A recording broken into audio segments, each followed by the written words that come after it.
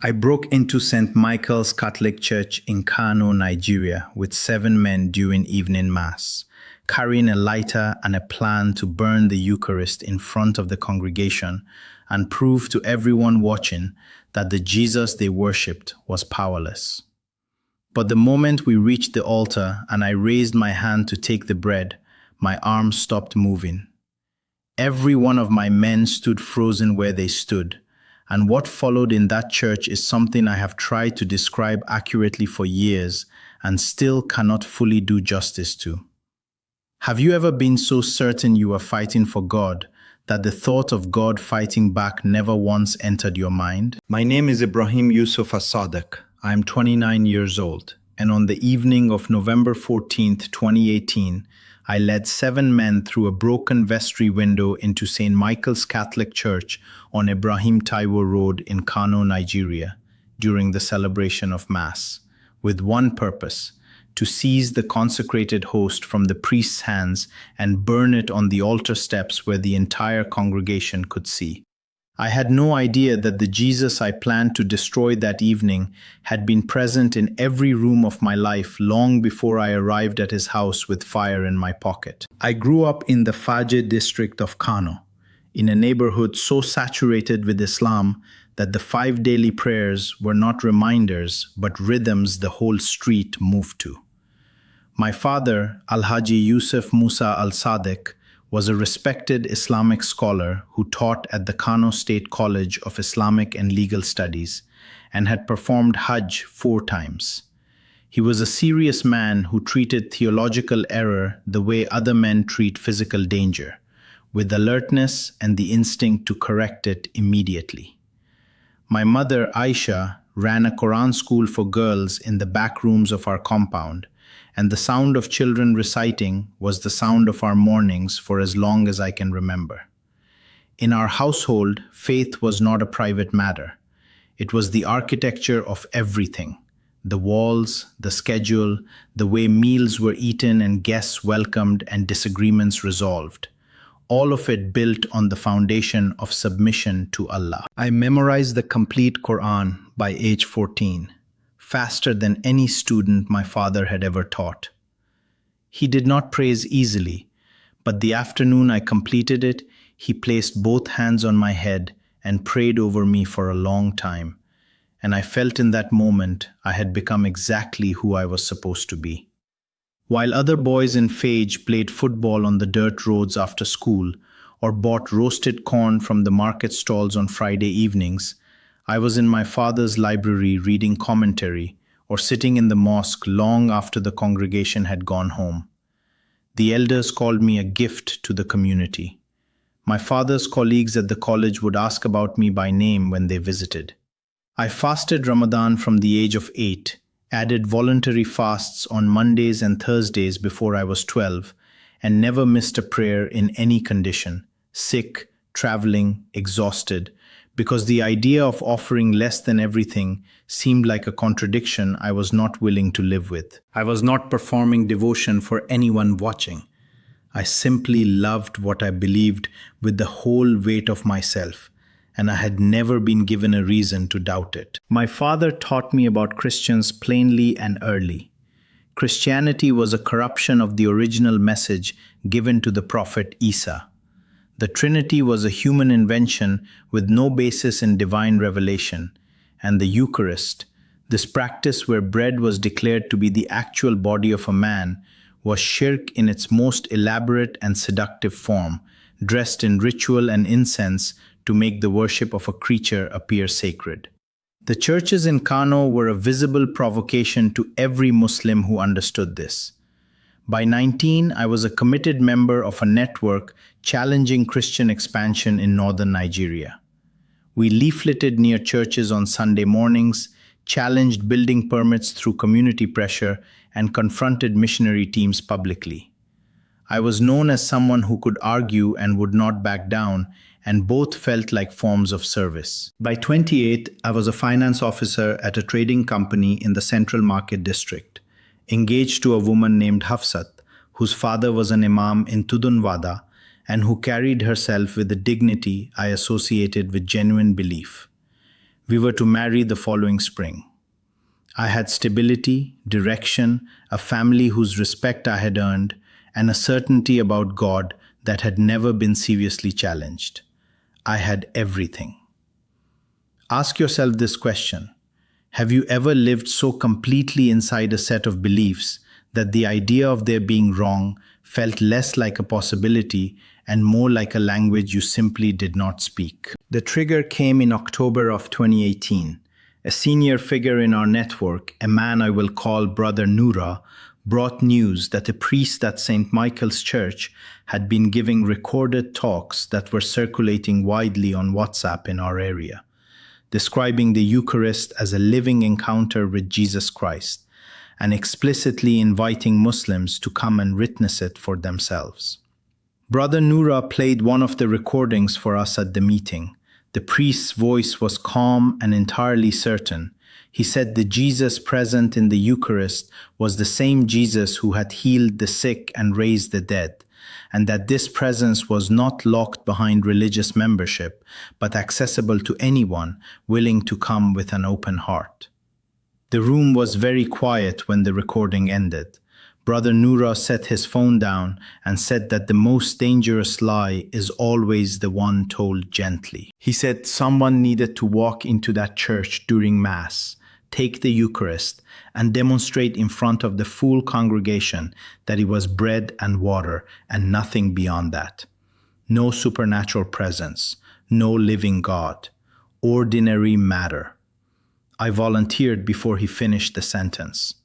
I had no idea that the plan I volunteered to lead was the precise instrument Jesus himself would use to reach me. I chose 7 men carefully over the following weeks.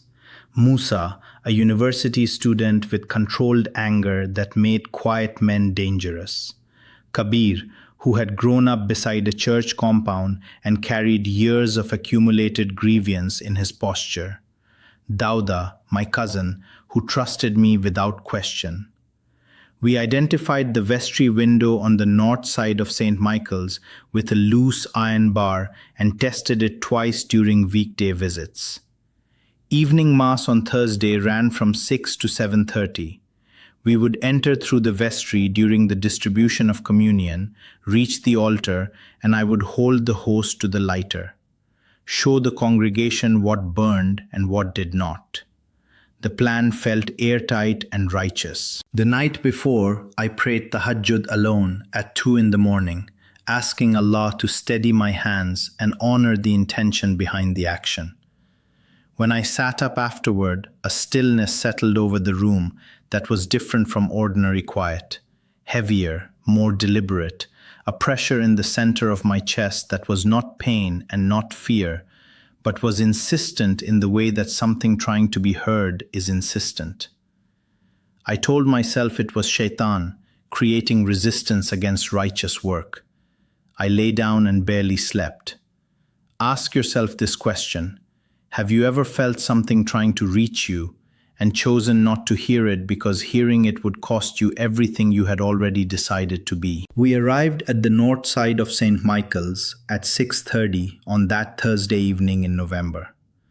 The sky over Kano was the dark blue that settles after the sun finishes setting and before the stars fully commit, the hour that has no color left in it. The high windows of the church were lit from within, warm and consistent, and we could hear the congregation singing from outside, a gathered sound that was lower and more unified than I expected it to be, with a weight to it I refused to think about. We pried back the iron bar and entered through the vestry one at a time. The interior was small and dim, smelling of old fabric and candle wax, vestments hanging in a row along one wall, and a single lamp burning on a side table. I felt something in that room that I did not have time to examine, a quiet that seemed to belong to the space itself, not just the absence of noise, but the residue of something that had occupied the room for a long time. I told myself it was old stone and bad ventilation, and moved to the door. The nave of St. Michael's was long and lit with the warm, unsteady light of many candles. incense layered in the air above it, and old wood underneath both. The pews were nearly full, families with small children, elderly men and women sitting very straight. A young woman in the third row with her eyes completely closed and her lips moving in what I recognized as private prayer. The priest was at the altar in white vestments, hands moving over the bread and the chalice with an unhurried precision that suggested a man who meant every movement he made. I kept my eyes on the altar and kept moving. We came down the side aisle fast. The congregation noticed us, turned heads, a low sound of alarm, one man rising from his pew. The priest looked up and saw us coming, and he did not step back. He stood with both hands resting at the altar's edge and looked at me with an expression I could not classify. Not fear, not anger, but something that looked like the face of a person who has been waiting for someone to finally arrive. An old man stepped into the aisle from the front pew and said in Hausa, completely calm, "Jesus loves you, my brother. You are welcome in this house." I moved past him. I reached the altar step. I raised my hand toward the host and reached into my pocket for the lighter. That is when it happened. The moment that changed everything I believed about God. My arm stopped. Not slowed. Stopped. The signal from my mind to my hand arrived, and nothing answered it.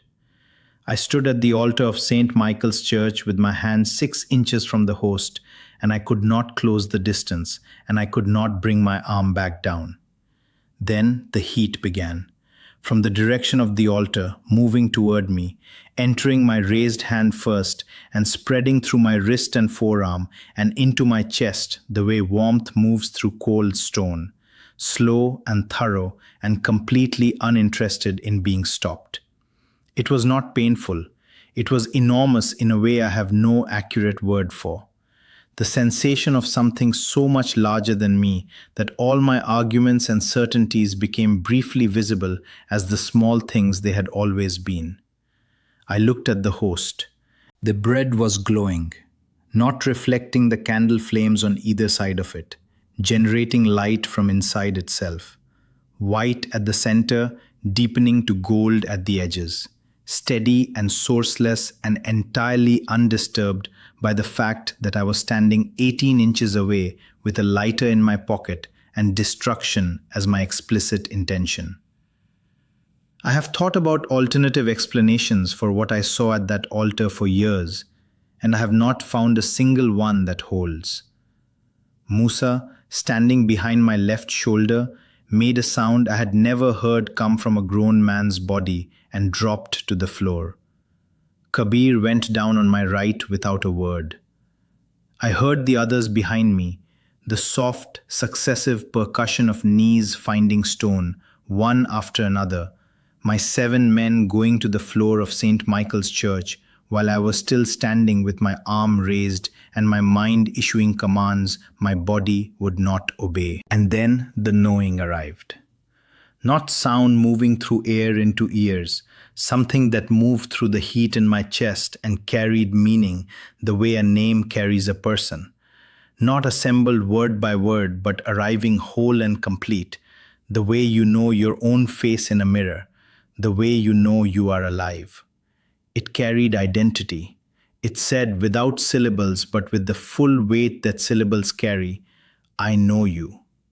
Every room, every fast, every night you pressed your face to the floor and called it devotion without knowing who you were devoted to. I know you, and I have always loved you, and you have arrived at the right place. My knees buckled.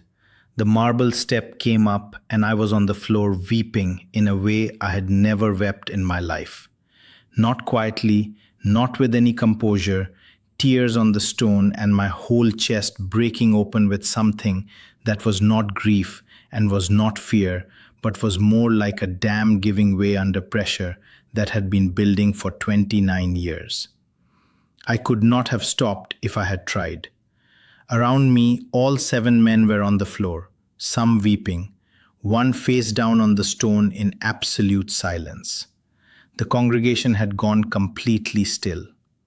Then one woman somewhere in the pews began to pray aloud, and a second voice joined hers, and then the whole church was praying together, low and continuous, without a single note of triumph in it, like people who have been holding the door open for a long time and are watching someone finally walk through. The priest came down from the altar. He knelt beside me on the floor and placed his hand on my shoulder and waited until I could hear him. Then he said quietly, just for me, "He loves you, son. He has been waiting for you." Ask yourself this question. How do you explain the moment the God you came to destroy calls you by name? When I could stand, I asked the priest what I was supposed to do now. He helped me to my feet and led us to the front of the nave. 4 of my men were still present. He prayed with us, and in that prayer I spoke the truest words I have ever spoken in any language. Jesus, I have been wrong about you my entire life. I came here tonight to burn you, but you are real, and you were real before I arrived. Forgive me. Take me. I surrender everything I thought I knew. 4 of my men gave their lives to Jesus Christ that night on the floor of St. Michael's Church in Kano, Nigeria. I was baptized 2 months later and given the name Paul, because the priest said Paul had also arrived at his encounter with Jesus on a road he was certain was righteous and had been stopped in his tracks by a light he could not explain. I had no idea what that name was going to cost me. My father went silent on the phone for a long time. Then his voice came, not loud, not broken, but cold in a way that had no warmth left underneath it at all. "You are no longer my son. You are dead to this family and to the name of Al-Sadiq, and you have brought a shame onto this household that cannot be washed off." My mother did not speak to me directly. She sent my younger brother to collect the few things of mine that remained in the family compound, and he did not make eye contact when he arrived and did not stay longer than he had to. Hafsat's father called me once and said the engagement was finished and I should not attempt to contact his daughter. I received one message from Hafsat herself, 2 words in Hausa that meant "I do not know you," and then silence. The network I had served for 10 years formally declared me apostate, and I received the kind of communications that follow such a declaration in communities like ours. Staying in Kano became a question of physical safety, and I left the city 4 months after my baptism. I lost my father, my mother, my fiancé, my community, my employment, and the only city I had ever called home. All of it inside 1 year. But I gained everything that truly matters. I gained Jesus Christ, forgiveness I had not earned, peace with no bottom to it, and a love that did not vary based on my performance of it. I gained a church family in the city where I resettled, who cared for me with a consistency I had not known was possible. I met a woman named Grace 18 months after my baptism at an evangelical church in Jos where I had settled. She was a pastor's daughter who told me, when I shared my story, that she believed she had been praying for me by description for 3 years without knowing my name. We were married at St. Michael's Church in Kano. I returned for that specifically because it was the only right place. The priest who had knelt beside me on the marble floor officiated. 3 of the men who had given their lives to Christ on that floor stood beside me as groomsmen. Grace and I have a daughter. The first words she heard in the world were not the adhan. They were her mother praying over her in the delivery room. I now carry the testimony of Jesus Christ to Muslims across northern Nigeria and in diaspora communities in Europe.